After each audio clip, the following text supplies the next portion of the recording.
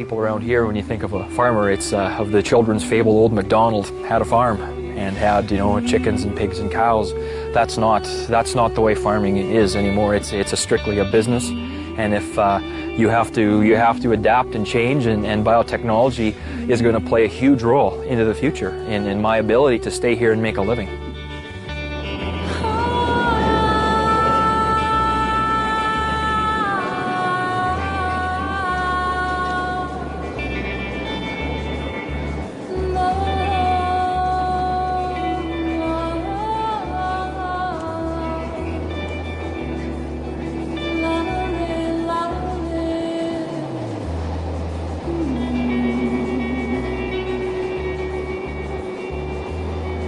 Now you've got companies that are putting foreign genes into animals and fish that are changing the crops of the world fundamentally at the genetic level and polluting the planet with this genetic pollution. And once again, only a few scientists, corporations, and government regulators are making the decision. There's no democratic decision making.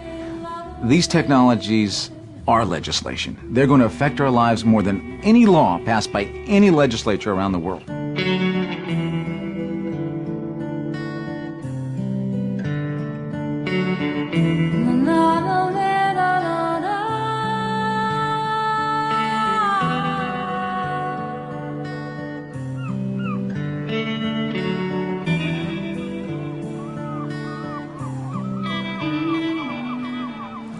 We are concerned about what we call genetic pollution, and we are concerned about making everybody understand that genetic pollution is something totally different from the chemical pollutions we have been stupid enough to initiate over the past 50 years or so, because chemicals never replicate themselves.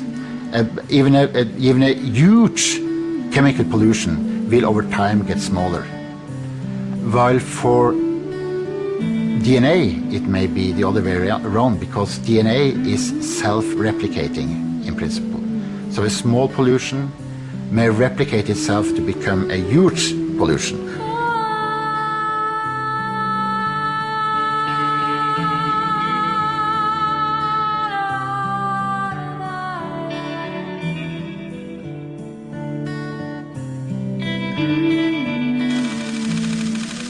So how much more canola we got here, Martin?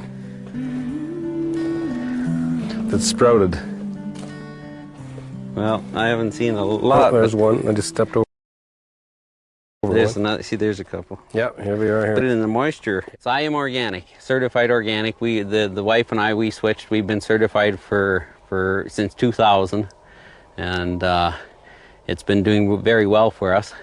I mean, the certification is probably, switching to organic farming now is probably what has saved our farm over the conventional, eh?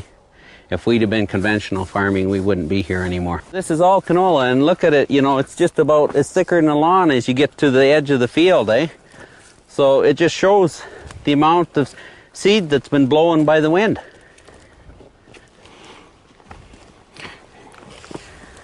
Here's the pure evidence of what can happen in a situation like ours. Here is the plant that blew across. The seeds, yeah, the shell. plant, okay. The plant is all shelled out. You see there's no pods left on that plant, but look at the crop that is growing here. This is a crop that was not seeded. It blew in. It blew in here in September, as Martin explained, and now it's germinated. It is a full-blown, healthy GMO canola plant growing on organic land. We had a strong wind, and the whole plant, like he had it cut into swaths, and they were laying out there, and when the wind comes up, and it just picked the whole plant up and blew it over. And what I was trying to get them to do was confirm that it was their product and get it picked off so the seeds wouldn't be left on my property. But now that it's still here, like I say, a big chunk of the seeds are already shelled out and laying on the ground. You can see when I blew on it how light they are. They see how they move? Just like that, the seeds, so the wind blows them every which way. As spring runoff comes, some of these pods, and this one here is all shelled out too, but some of these plants that still have pods on, those seeds will drift during the winter and carry, and they can go a half mile, they can go a mile. This is my life here on the line right now. You know, switching to organic saved me. now I'm back in the commercial market again, unless something, you know, and it's my lifeline that's on the line.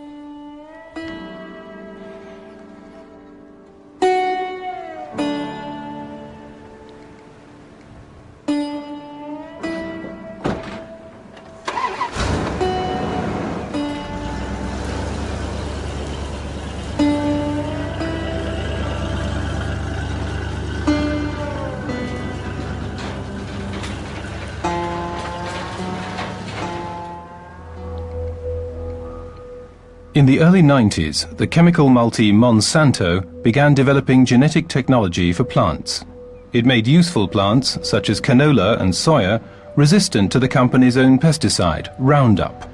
Roundup kills every plant, without exception. Only the organically modified canola survives. In this way, Monsanto sells the farmers not only the patented seeds, but also the chemicals to match. Roundup spray is the most frequently sold pesticide in the world. However, there are also farmers who have had dealings with Monsanto against their own will. Probably the most famous one is Percy Schmeiser from Canada. There was one other reason, too, that we stood up to Monsanto, was the fact that they had destroyed what my wife and I had developed over 50 years of research and development. Canola seeds that were resistant to various diseases we had on the prairies. They destroyed what we developed. And I'm sure that if I would do that Monsanto, I would be thrown in jail. But they can come on to a farmer or contaminate a farmer's field and destroy what he has worked on and get a lawsuit on top of it. Percy Schmeiser operates a 650-hectare farm which his grandparents, immigrants from Bavaria and Austria, cultivated 100 years ago. In 1996, Monsanto introduced its genetically modified canola to Canada. A heavy storm during harvest time blew it onto Percy Schmeiser's fields. In August 1998, he was sued for illegally cultivating patented seeds from Monsanto. 2 courts sentenced him to pay damages to Monsanto of roughly $100,000, but refusing to be intimidated by the chemical giant, he took the case as far as the Canadian Supreme Court. The court made a distinction. On the one hand, as the court made expressly clear, Schmeiser had infringed Monsanto's patent because he had actively cultivated Roundup-ready canola and was thus no longer an impartial onlooker. On the other hand, the court decided that Schmeiser did not have to pay damages to Monsanto because he had not enriched himself by means of the genetic canola in his grain. Percy Schmeiser is now contemplating a countersuit against the global group on the grounds of environmental contamination, destruction of seeds, and defamation of character.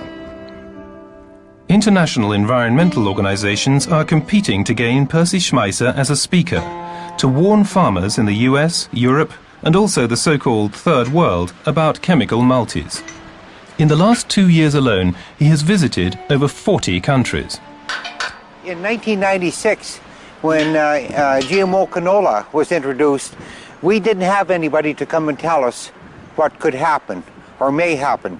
But now people from around the world do know from our experiences what has happened: contamination, loss of biodiversity, loss of our pure seed, and choice taken away. So we now know what can happen because of our experience with soybeans and with GMO canola. And we know what would happen also with GMO wheat. And that's why other people around the world can benefit from our experience. We don't have no choice left. Our choice is gone. But the people in many parts of the world still have a choice.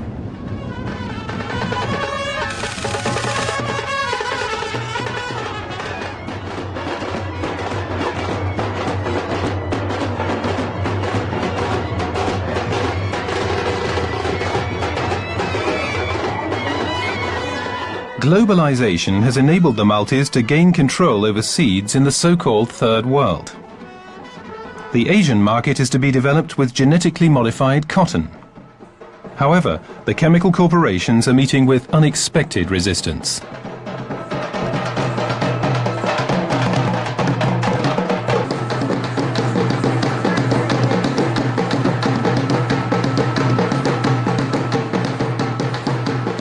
The second way in which biodiversity of our seeds, our medicinal plants, our other useful species is taking place is through genetic engineering. And genetic engineering is a false promise whose high price has already been paid by the farmers of this country.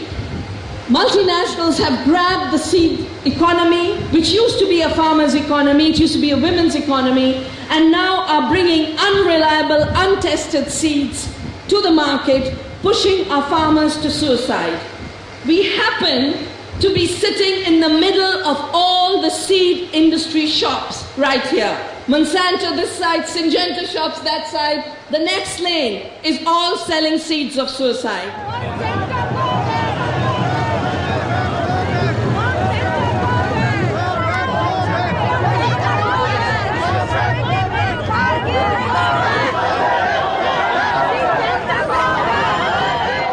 Vandana Shiva, with a PhD in physics and winner of the Alternative Nobel Prize, has dedicated herself to small Indian farmers and the preservation of biodiversity for almost 20 years.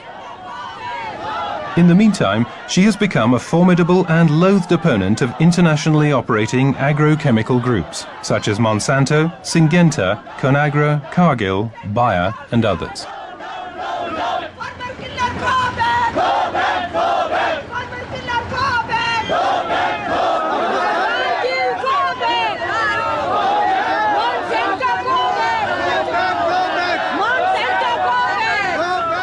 Cotton farmers from central India are demonstrating angrily in front of the branch offices of large multinational agrochemical groups.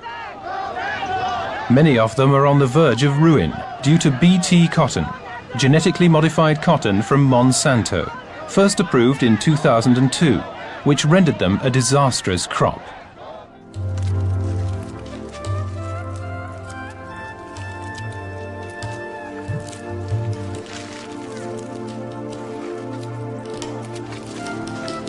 Just as with the introduction of chemicals in farming, they now fear they will run into debt, the only escape from which is suicide. In the last few years, thousands of farmers have committed suicide.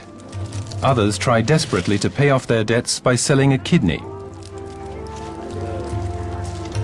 The US corporation Monsanto, that had acquired the old-established Indian seed company Mahaiko, promised that the new genetically modified cotton plants would produce higher yields and ensure better quality. Thanks to gene manipulation, the use of pesticides could be reduced, as the plants produced their own insecticide. Expecting higher crop yields, the farmers were persuaded to purchase Monsanto seeds at quadruple the price. They took out loans with banks and seed dealers at enormously high interest rates. Yet the anticipated bumper crop failed to materialize. Diseases and insect-ridden plants forced the farmers to use more of the expensive chemicals. Their expenditures rose, driving their bank debts higher at the same time.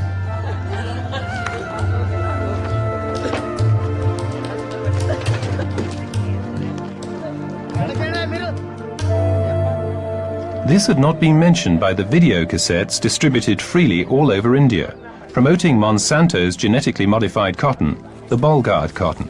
They only promised the farmers happiness and prosperity.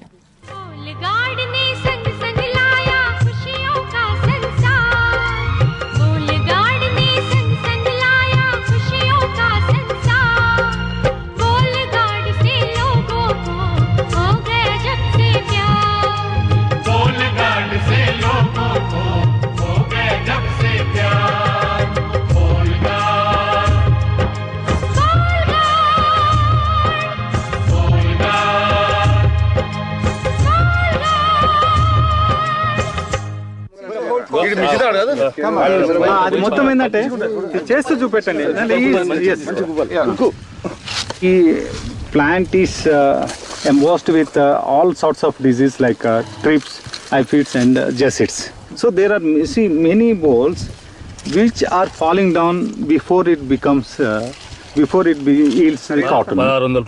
The price of this is 1600 rupees. మామూలు రకాలు అయితే మామూలు రకాలు అయితే 400 రూపాయలు 400. So that's a 400. Other varieties, that is 400 rupees. 350 to 400 rupees. This is bollworm, attack of bollworm. So what the company claims, this variety is resistant to bollworms.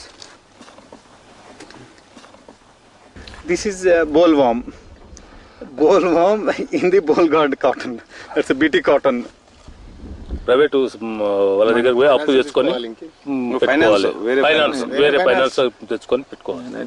Since he owes money to the bank, they will not give you in the future. Now he has now he is left with two options. One is to sell away a part of his property and clear the debts, or consume poison and take poison and commit suicide. He has left only. He has two alternatives. Either commit suicide or repay by selling away or disposing the property. The saddest thing for me is that every failure from the perspective of a poor peasant and a small farmer in this country is not a failure from the perspective of these companies. I in fact traveled with one of them about 2 decades ago. And they said to us, it doesn't matter if the crops don't do well, it's all right, they'll come back for more of our seeds. The farmer gets wiped out, the land gets wiped out, the companies' markets grow. And that, I think, is the real tragedy of genetic engineering, that the failure of agriculture is a market success for the corporations. An interview with Mahaiko Monsanto India on the topic of crop yields did not take place. The speaker for Monsanto Europe mailed the following statement. We emphatically repudiate any current allegation to the effect that, in particular, genetically modified cotton grades have caused bad harvests, assessing this to be a failure of technology in India. Any further interviews with Monsanto Europe and America were refused by headquarters.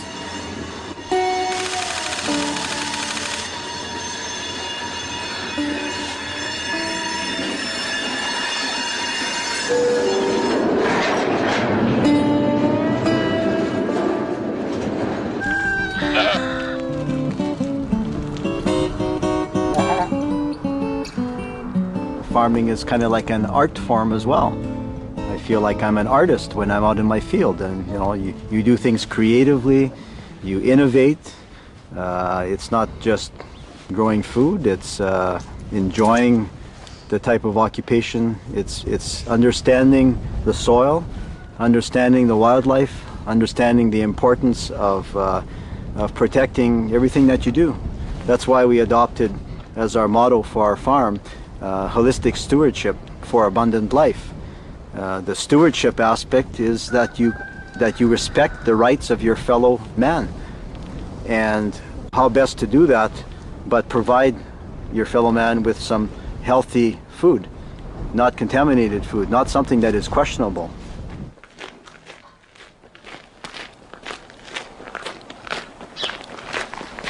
Our lawsuit by Saskatchewan organic farmers, of which we are approximately 1,000, predominantly the lawsuit is about compensation because of the contamination with GM canola.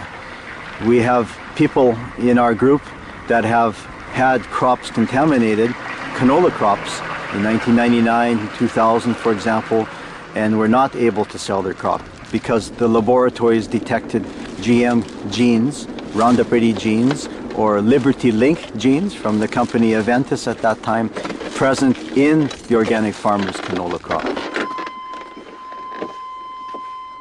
We can no longer grow organic canola because there was an important enough quantity of GM canola, maybe 55-60% of all canola in Saskatchewan is genetically modified canola. What we have here is a plant of Roundup Ready canola. This is one of Monsanto's canola, GM canola plants. It was grown by my neighbor in the field on the other side of this road. And because we are certified organic, we need a buffer zone between our neighbors and ourselves. This road and the grass area serves as a legitimate buffer zone.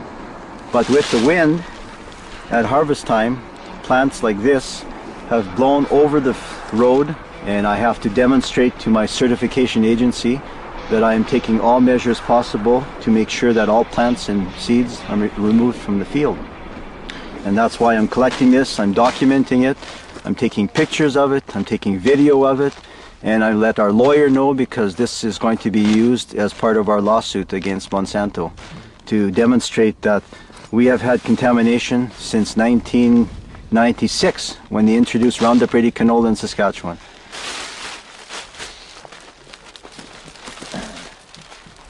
When it comes to the question of liability, who is responsible for having this contamination by GM canola, it is undoubtedly Monsanto. And one of the points that we will make with our lawsuit that is very important is that we are accusing Monsanto and Aventis, which is now Bayer, of being negligent.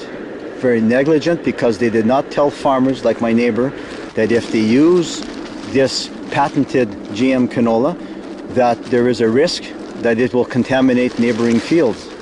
That was never explained to those farmers. And it's very interesting to note that in countries like England, large insurance companies are refusing to insure if GM crops are grown. And I think that is wonderful.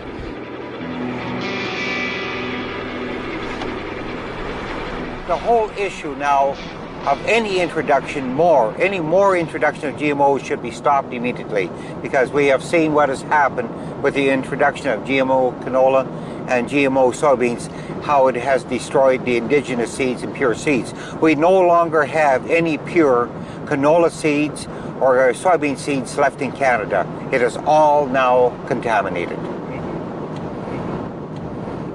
And if you look back at Monsanto's history, to me it's been a history of deceit and of not telling the truth. When Monsanto and other companies said PCBs were safe, DDT was safe, Agent Orange was safe, aspartame was safe, and after a few years everybody found out the dangers of PCBs and DDT. And now we have the same company telling us that GMOs are safe.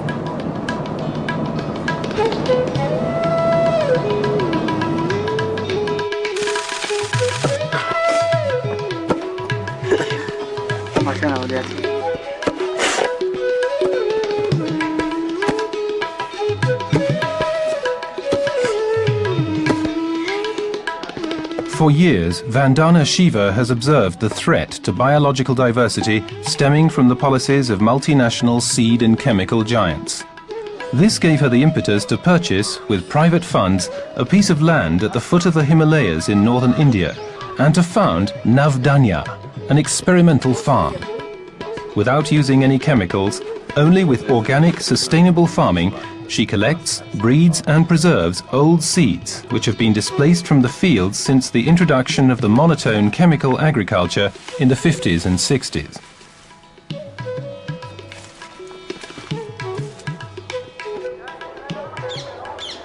In January of 2002, the new scientists announced a new miracle for India.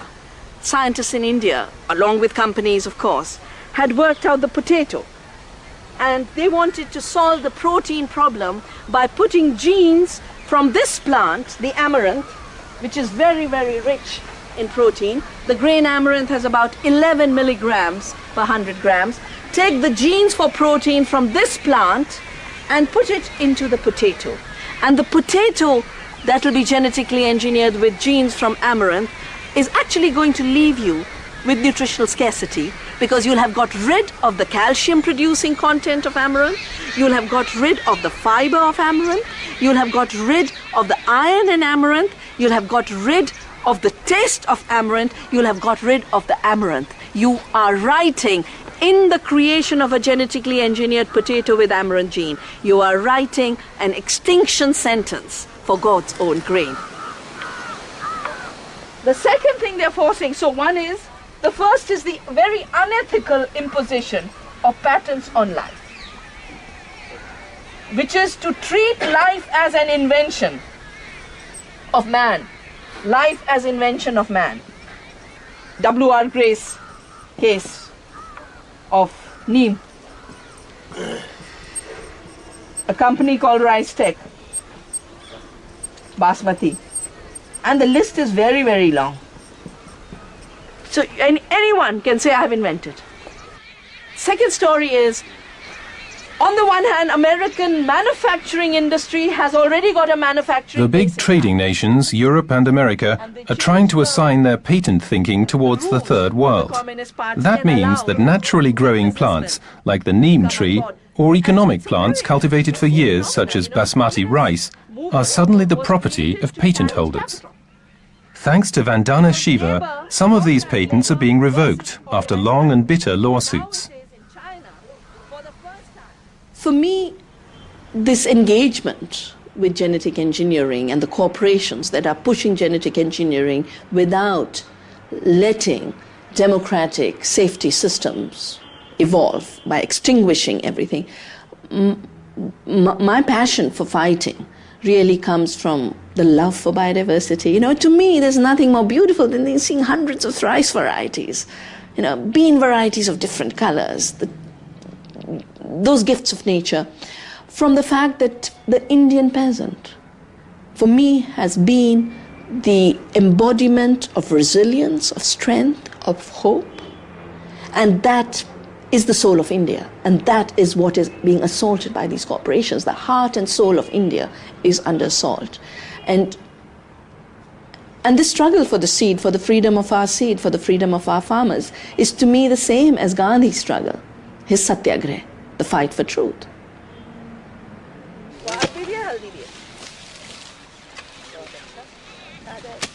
In this field, my colleague Prithvi, whose name literally means the earth, is harvesting our rich, rich crop of turmeric, haldi, which is critical to our food. Haldi, or turmeric, is an extremely strong natural antibiotic. A few years ago, the antibiotic use of this haldi was patented. And the patent said, buy haldi in your kitchen store. You can buy the haldi in your kitchen store, but it will belong to our patent. You'll have to pay us. The reason they patented it was because antibiotics are failing. Haldi is not failing us. We use it when we have infection. We use it in our cooking so that every day it is protecting our health. It is a beautiful, beautiful Ayurvedic medicine, also a food. In Indian diet, there is no division between food and medicine. It's all one beautiful continuum. And we have other root crops here, the arbi, which we use for wonderful, wonderful vegetables. We have ginger. We have 3 varieties of the sacred basil, the tulsi. This too has been patented. We worship the tulsi in our backyard. Every home in India will have a tulsi pot. And when we worship, we say, in you I will assume the cosmos resides. And I will pay you reverence, to pay reverence to this amazing creation. We use the leaves in winter for coughs and colds. The tea from this, mint tea, is wonderful. This too has been patented. In fact, every 3rd crop in our fields, there's a patent sitting in US patent offices. But for us, this is a freedom zone. We will keep these crops free for future generations.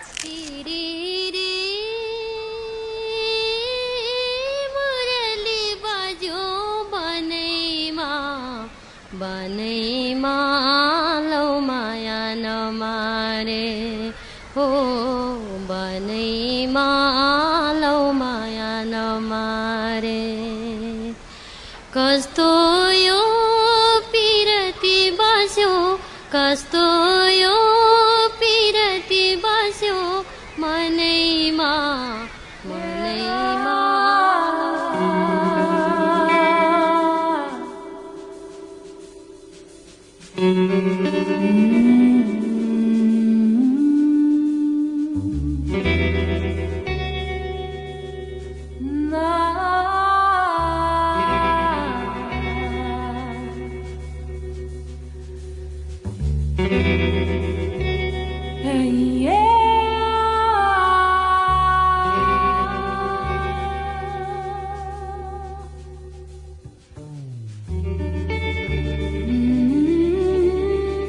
And now with genetic engineering, when you see that, without much democratic decision making at all, a few scientists and companies are trying to change the genetic makeup, the permanent genetic makeup of all living things, all those things that we love so dearly, and change them forever in a way we can never get back.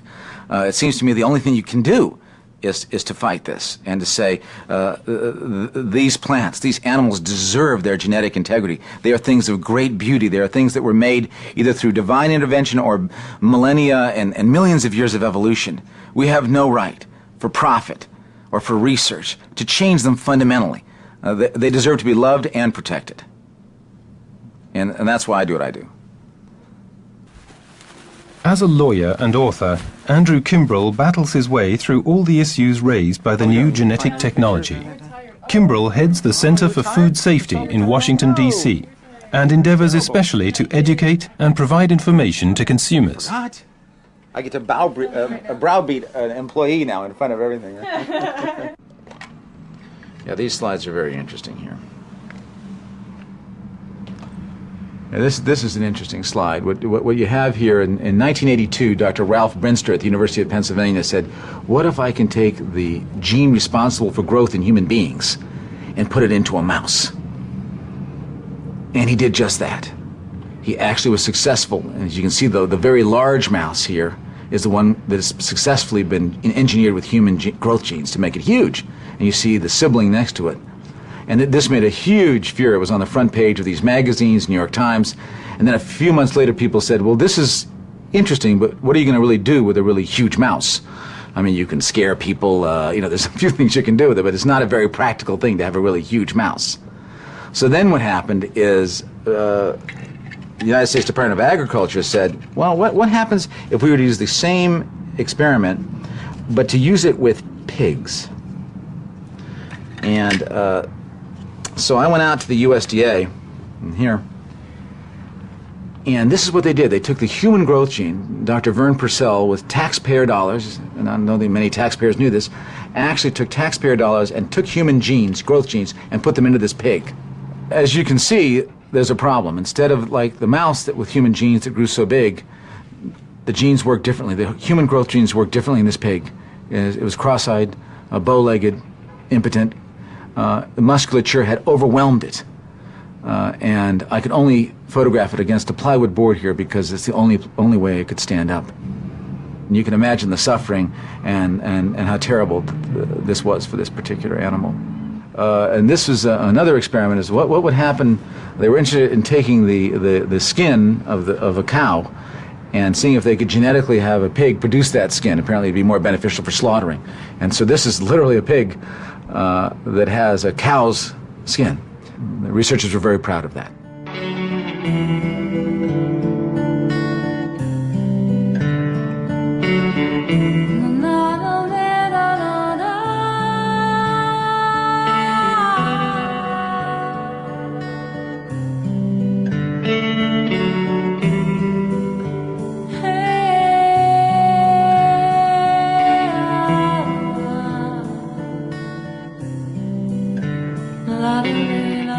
The most important things to understand about genetic engineering is that it is really an attempt to say, listen, no matter how unsustainable our technologies, we're not going to change the technology to fit the natural and living systems. We're going to change living systems so they fit the technology. We all know how horrible factory farming is, and one of the problems they have with egg-laying chickens, with hens, is they have a mothering instinct. They want to brood. And here you see one of the brain experiments, genetically engineering chickens to take out the mothering instinct from these brooding chickens, so they won't brood anymore. They won't have the mothering instinct anymore, so they'll fit the factory farm system. This is one of the chimera birds they're working with to take away the mothering instinct. So we don't change our factory farm system. We actually take the mothering instinct out of animals so that they will fit the technology.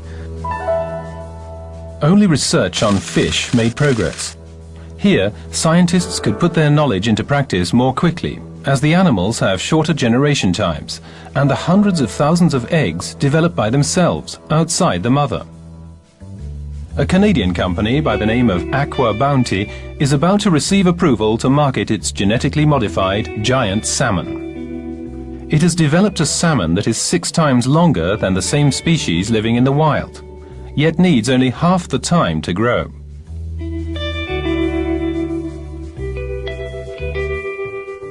Aqua Bounty Farms is a small development stage, research and development stage company. We don't have a product on the market yet, but we are researching a variety of different applications of biotechnology to fish farming.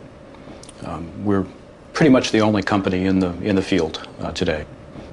This is a picture of 3 related fish, brothers and sisters, that we developed. This is a fish that inherited the transgene, and these are its siblings that did not. This fish is about a year old, and these fish are as well. And as you can see, there is an incredible acceleration in the early life stages. These fish are just barely ready to go into salt water. This fish is almost ready to harvest after a year. Pit tag number 126332 237A. Go for 3.9. Go 1.43 kilograms. Go transgenic sibling. Go 4.97 kilograms. It's a technology that cannot exist with nature. It's a technology that invades, pollutes, contaminates, and ultimately destroys the natural species. And this is fundamental, whether it be crops or fish or animals. That's the fundamental nature of biological pollution. It cannot coexist. It invades and destroys. We need to understand that as we debate this issue. But the real key here is not the salmon. The salmon is just the first product. What we're really interested in and what we're working on now back in the lab is a tilapia and a carp, which are really important fish in the third world, in China, in Africa, for food security. We're going to have difficulty supplying aquatic protein to people worldwide, and not just the high-end kind of products like trout and salmon, but the really important products for food security like tilapia and carp. And those are what we're working on. We should have those on the market by the end of the decade.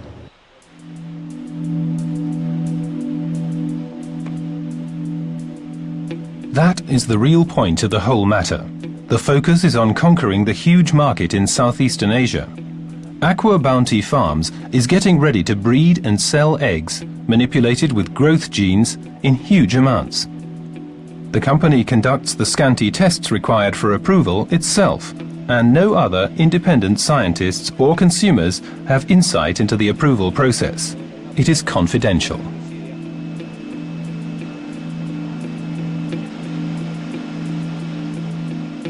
Occasional reports that the modified fish are more aggressive, suffer from internal as well as external deformities, and die earlier. The same results reached in earlier experiments on pigs, cows and sheep give due cause for skepticism.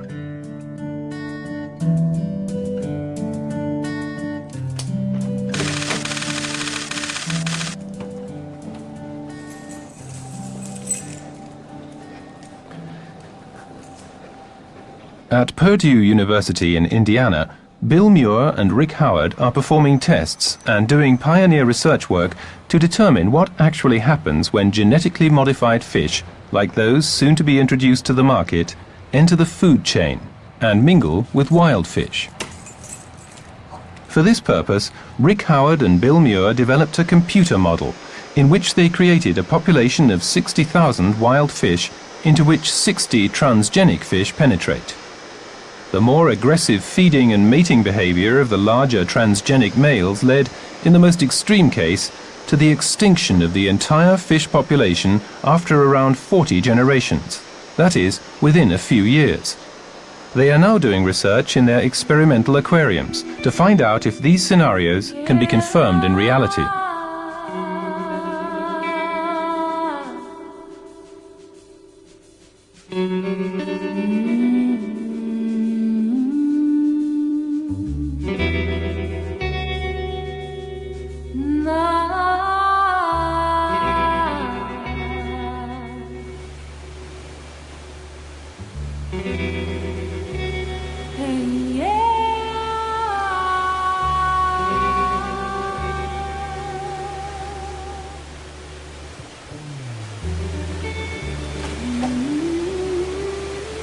The research that we're doing here and looking at the transgenic mating advantage and so forth is very unique because we know of no other lab in the world that is looking at the success of transgenic individuals and wild-type individuals. And actually, transgenic organisms like fish can get into the environment in the first place, would most likely be an accidental occurrence, where there would be either an impoundment or a fenced area in the ocean that the fish would escape from and then go into the natural populations. And every year, thousands and thousands of fish escape from these types of situations. So it's a very common type of event. There was a storm off the coast of Maine a couple of years ago that destroyed some of the enclosures that Atlantic salmon were being farmed in. And in that one storm, 100,000 fish escaped. So they can escape from these situations, and they can escape in great numbers. This fish, if let loose through biological pollution in the natural waters, will destroy the native fish. It's very important to think that once this biological contamination is very different than chemical contamination. If you have an oil spill, it will dilute over time. Even a chemical spill will dilute over time. This is not chemical pollution. This is about living pollution, biological pollution. Once these fish are released into a bay or a river, you can't recall them. No scientist can say, come back, please. You can't put a net and get them. It's over. It's over. And in the United States, we have yet to have our first law. We don't have a single law which regulates this kind of biological pollution. It is completely unregulated, even though its effects will be catastrophic, and you will not be able to remedy those. You'll not be able to recall this. There are certainly environmental hazards associated with transgenic animals, and particularly with fish, because they can escape and they're free-ranging after that. It's real hard to find one after they get out, as the salmon farming industry has discovered on its own. In order to protect against the fish either colonizing new habitat or interbreeding with wild fish, what we're doing is developing a fish that is our production line.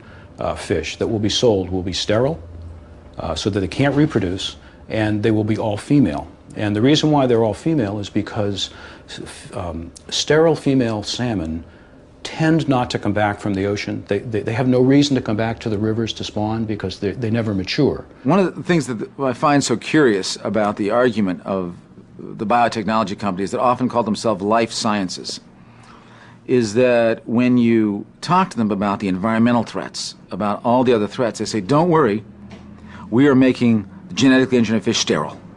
We're going to make sure they're sterile. By the way, who checks on this? Millions of fish being sterile is a ridiculous enforcement idea. Don't worry, biological pollution of plants. We're going to put a terminator technology in these plants so they'll commit suicide after one growing season. And I find it very strange that a company that calls itself Life Sciences is telling us that their technology only will work if we make all life on Earth sterile. What a terrifying concept. The so-called Terminator technology makes the farmers almost completely dependent on the corporations. The plants are genetically modified in such a way that they are able to germinate only once. Sowing the harvest seeds is pointless. The harvest is dead.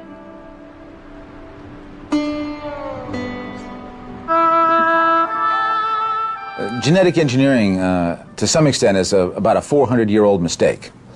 It was a mistake that began with the Cartesian revolution and this idea that life is a machine. Descartes said that, that basically animals are bêtes machines, that animals are basically machines. And the Cartesians would vivisect cats and dogs, and when they would hear the screams, they would say, aha, this is like the gears shifting in the machine. That's where this noise is coming from. I think this was a totally mechanistic vision. And if you trace the last 400 years, you can see there's been a certain part of the scientific community, by no means all, that has continued this mechanistic myth, very dangerous myth. So now that they see the entire living world as simply machines and genes as the software, that's why they believe in genetic engineering. They're engineering life as if they were engineering machines. They're reductionist, efficiency, exactly the same principles that you use in a machine they're trying to reduce life to. That's the fundamental mistake of genetic engineering.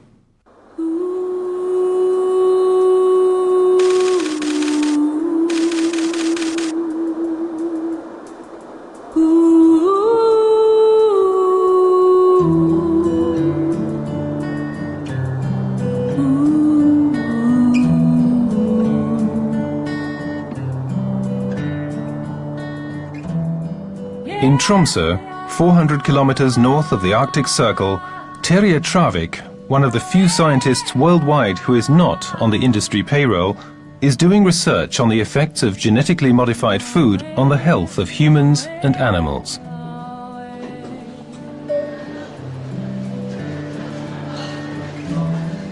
When an organism, like fish, is eating genetically modified feed, then we don't know what happens when the next consumer comes in.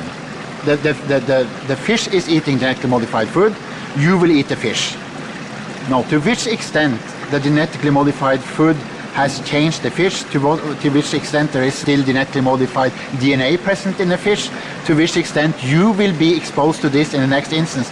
There is no experimental data to indicate what happens in a case like that.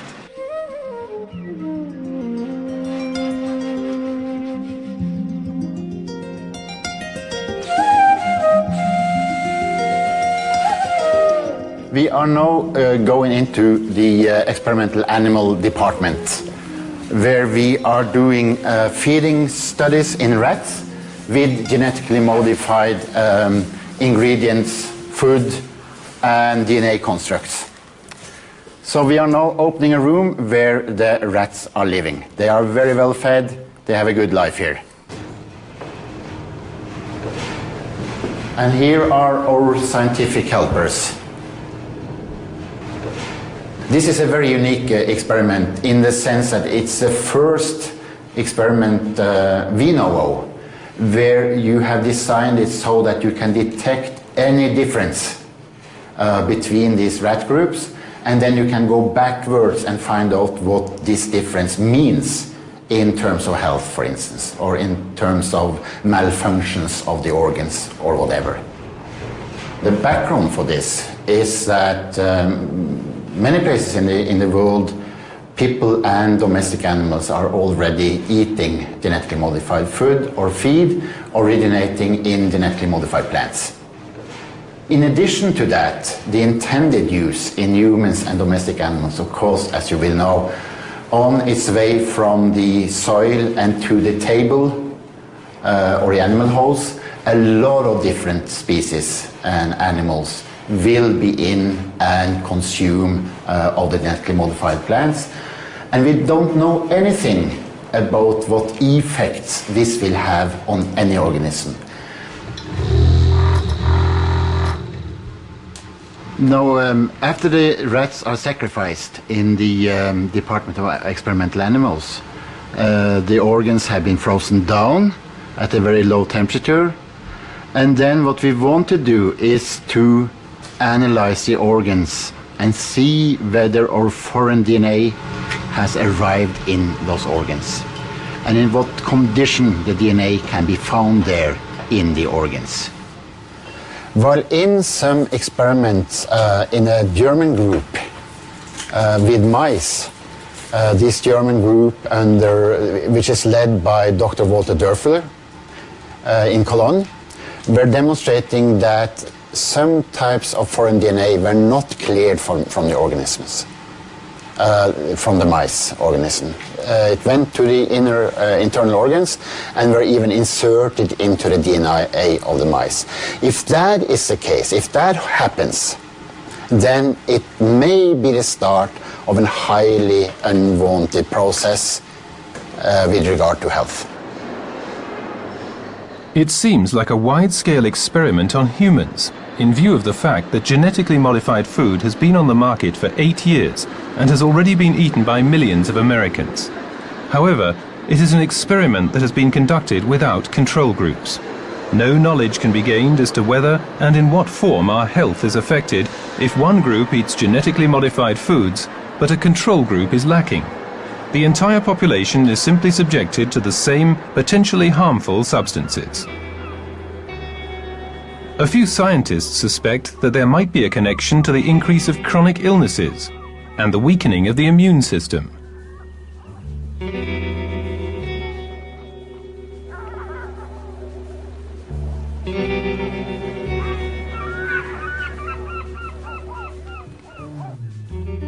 I I was maybe one of the most vocalized proponents of genetic engineering in Norway, at least, until the late 1980s. And what happened then was that we were using the transgenic techniques a lot, and you were so enthusiastic because you were thinking about all the potential benefits of genetic engineering, and you thought there's a revolution going on which will give a lot of advantages to mankind, and I'm part of that revolution. And you felt very special and very bright. But then in my own experiments with transgenic techniques, I realized that if some of the things I observe here, which I consider very interesting for scientific reasons, if these observations were made in the real ecosystems or in the real organisms, that might really make great problems, and sometimes ecological catastrophes or very, very alarming disease. But then as time went on, I had to accept that this is being intended to be used as transgenic plants, for instance, in the real ecosystems, and it's going to be used as food and feed for real animals and real humans. And then I had to start to use my knowledge to try to look whether the potential theoretical risks were real or not.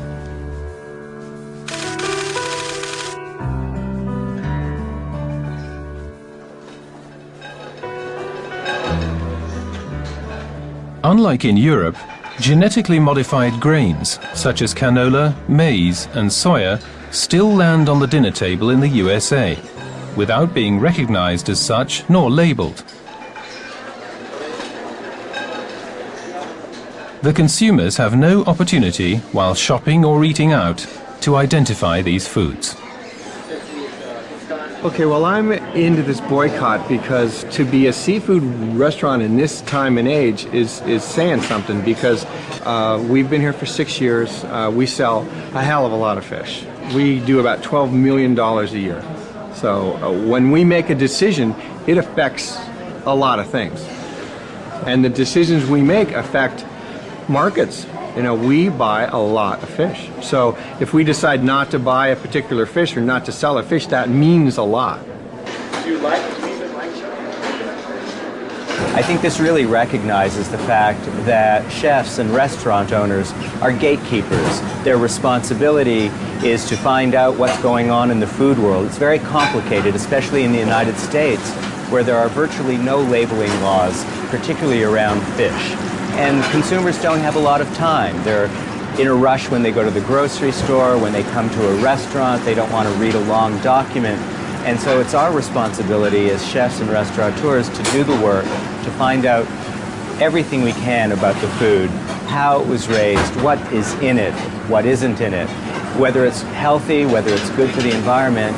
And then after we've screened all that, after we've thought about that, we select what will go on the menu, and very importantly, what won't go on the menu.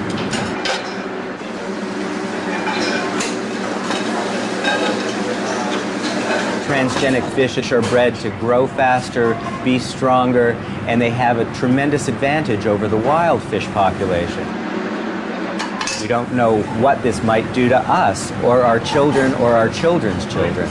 And the government needs to become more active and at the very least label it so we know what we're eating. It's just so unfair for people to work in ignorance. Even though they care, even though they want to know, if the government doesn't cooperate, we're all victims of big food.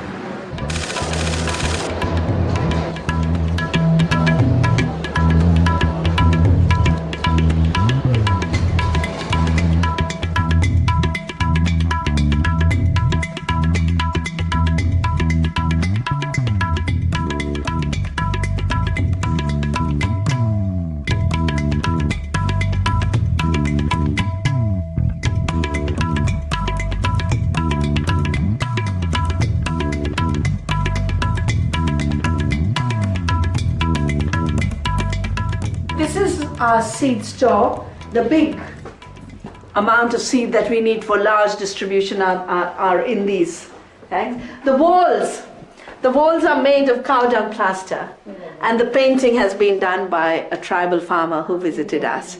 And at night he used to just get up and paint our walls with this beautiful imagery of biodiversity and sustainability. And the different conservation seeds are protected in this seed bank. Navdanya is very fortunate to have a bija whose name means the seed. Seed means the bija, and this is bija. And Prithvi, whose name means the earth. We have the seed and the earth in our team, and of course we have Darban and others. Darban means the protector, and he is the protector of seed. But Darban and Bija can now show us the seed conservation. We don't take shoes into our seed bank, so we don't bring any diseases in. The seed bank, community seed bank, where we conserve seed diversity at the level of farmers. We don't want a high-tech, high-cost system, so farmers enter and say they can do it, but we can't. We want to inspire every farmer to be able to be a seed keeper and a seed farmer.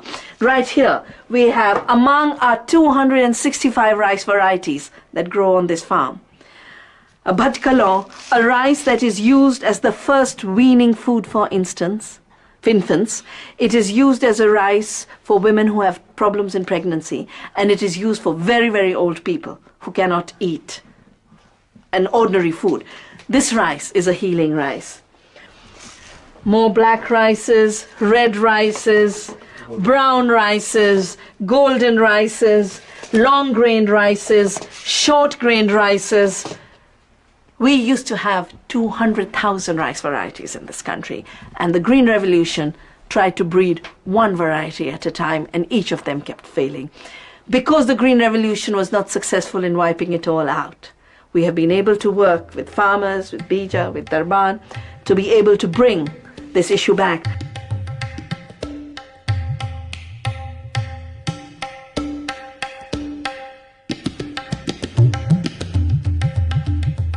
At the consumer level, it is now quite clearly recognized that there is not a single consumer in the world who would willingly ask for food in ignorance about what it contains. Everywhere people are asking for labeling, everywhere people are asking for the right to choose and the right to information, and most places, people with that information are saying, we don't want this stuff. Our food is better off without genetic engineering.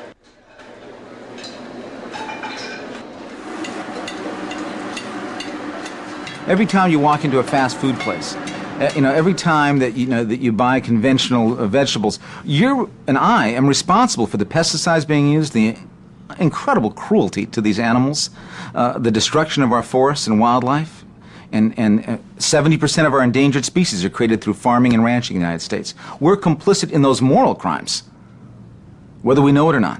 So it's not just an environmental crisis, it's a moral crisis, and we're never going to solve that by being mere consumers. We have to say, no, we are creating either the solution or the problem. One of the main risk issues of genetic engineering is that 95% of all competent scientists in these fields are working for the producer side, and only 5% are really genuinely independent. They never discuss that, and that makes me suggest that maybe the situation is even worse, because I have no data for this. It's my own invention.